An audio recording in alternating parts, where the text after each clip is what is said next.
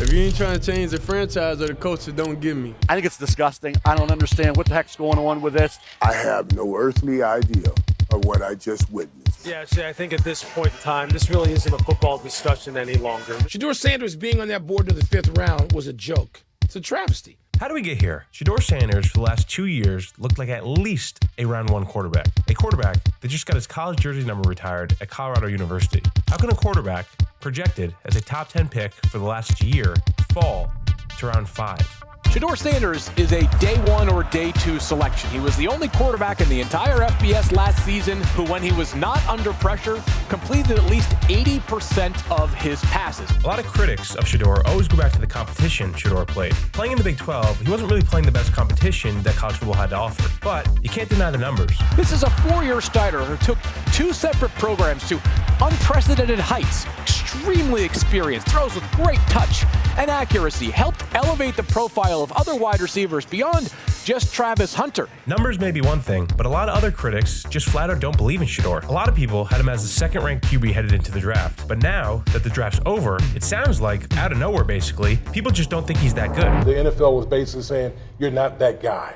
You're good, but you're not that guy. Maybe you just had somebody who was not as good as we thought. He takes unnecessary sacks. He never plays on time. He has horrible body language. He blames teammates. But the biggest thing is, he's not that good. The NFL clearly felt that Shedeur Sanders was a good prospect, but he wasn't what the young people call, he wasn't him. He's not a great athlete, didn't show great arm talent, bad habits of taking unnecessary sacks. Yeah, teams didn't draft him because they didn't think he was first-round talent. Bailing out of the back of the pocket, had trouble playing on time in general, did things off schedule, and they weren't going to translate to the NFL.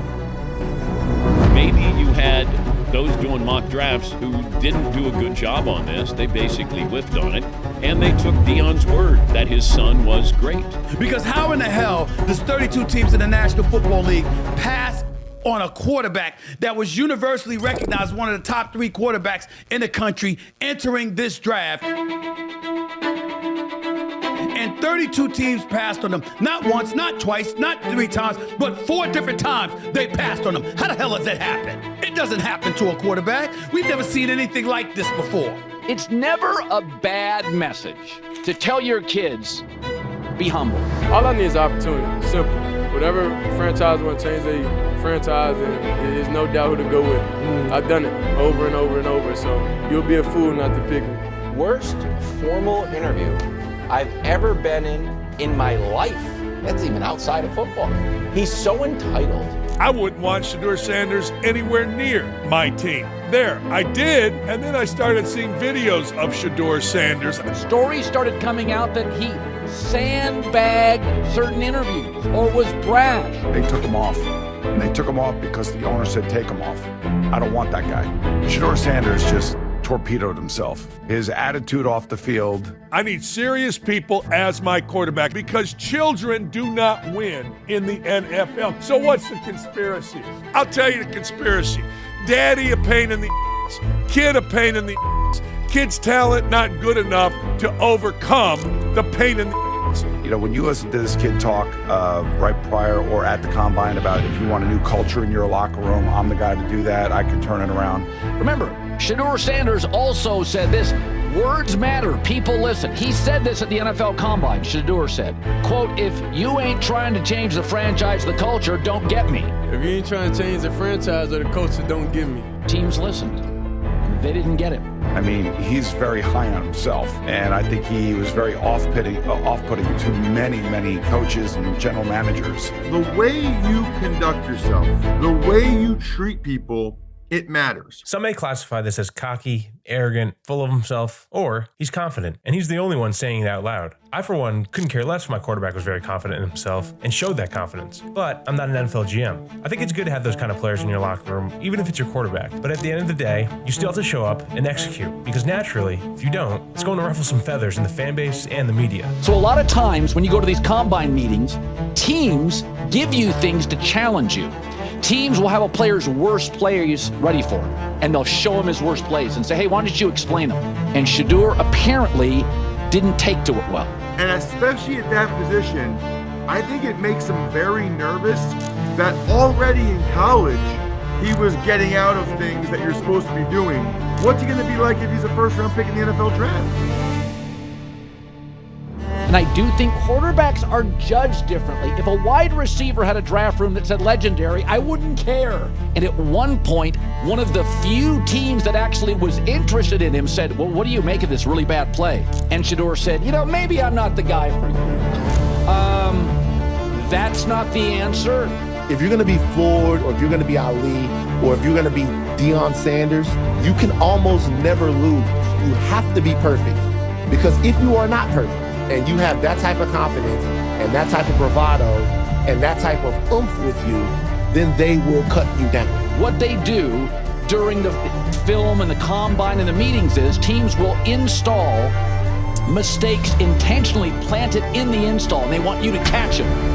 Shedeur didn't, and when a coach called him out, once again, it didn't sit well. But now that Shedeur is a 5th round pick and not a starter as of right now, the confidence comes off as cocky to people, even though I think he's just being himself. But if the interview reports and the pre-draft reports are true, that really doesn't help his case either. But when you hear he sandbag interviews, that's what Dad did.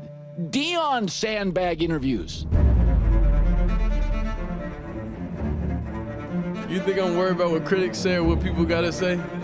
You know who my dad is? Legendarily sandbagged interviews, bragged about sandbagging interviews, but Deion was an A+++ prospect, the best corner of all time. I believe that Shedeur Sanders, people don't want the thought of having to deal with him because that's dealing with his dad. Maybe Dad didn't help him out. Shedeur's father, Deion Sanders, said on a podcast talking about both Shedeur and Travis Hunter, saying that if they are drafted by a team that they don't want to go to, he's going to step in and pull an Eli. I know where I kind of want them to go.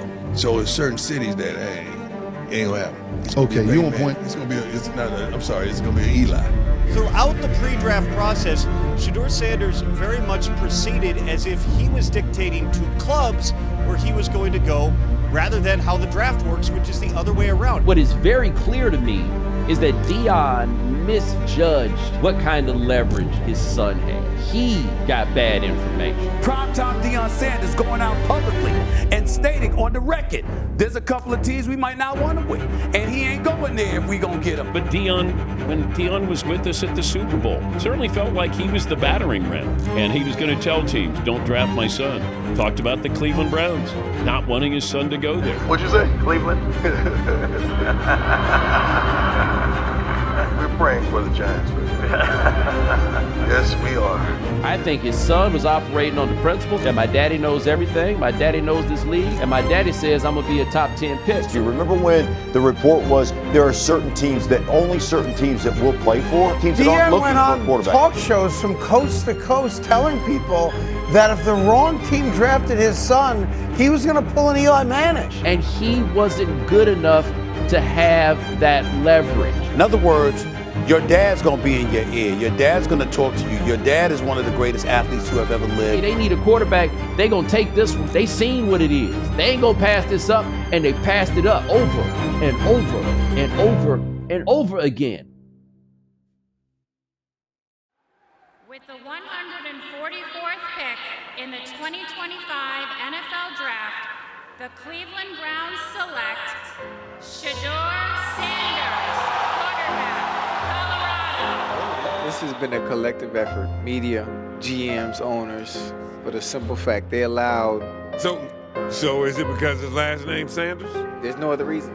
And so to me, the way that Shedeur Sanders has been covered seems purposeful. It seems that there is some sort of intent to slander or defame. So when I'm seeing him drop, I'm like, okay, why are we punishing this young man? Because he's got confidence. This isn't a talent issue. This isn't a can-do issue. This transcended that. Shedeur, he will galvanize. He'll be that kind of guy. So again, the offensive line, if you're talking about the Cleveland Browns, that's the issue, guys. If they can protect him, obviously get the weapons, but up front is where they got to be strong. Allow him to do his job, and he will be a surgeon. He will pick you apart. Why are we punishing him because he went to Jackson State to an HBCU and turned it around? Why are we punishing him because he went to Colorado and turned it around? Is it because of his daddy? Y'all that mad that he got his number retired? But what I'm not going to do, we can have a conversation about whether you think he's worth this pick or that pick. What we're not going to do is sit up there and just lie on the young man and say he has nothing special. Everything the kid has done has been special. Like, there'll be this chip on his shoulder, and beware, because this guy's going to play in this league. What I think happened is exactly what was shown in this video. The truth is, the reason he was drafted in the 5th round and not the 1st or 2nd round was not because of his football abilities. It was because of everything that came with it. And now that he's finally drafted, but as of right now, a backup, it's going to be an interesting season to see how the Browns handle all of this. Because Shedeur already has the highest selling rookie jersey and will easily be one of the most talked about players in the league. Will Shedeur even play this year? Will he even start this year? Or will he just be the most popular backup in the NFL? I guess we'll have to wait and see. But what do you think? Why do you think Shedeur fell in the NFL draft? And how will his pro career go? Everyone has haters, but it feels like Shedeur has triple the amount of haters compared to some NFL players. The fact that he hasn't changed and he still has the same confidence that he had in high school is impressive. And whether you like it or not, he has a chance to win the starting QB role for the Browns and be a starter in the National Football League. Then we really get to see what he's made out of.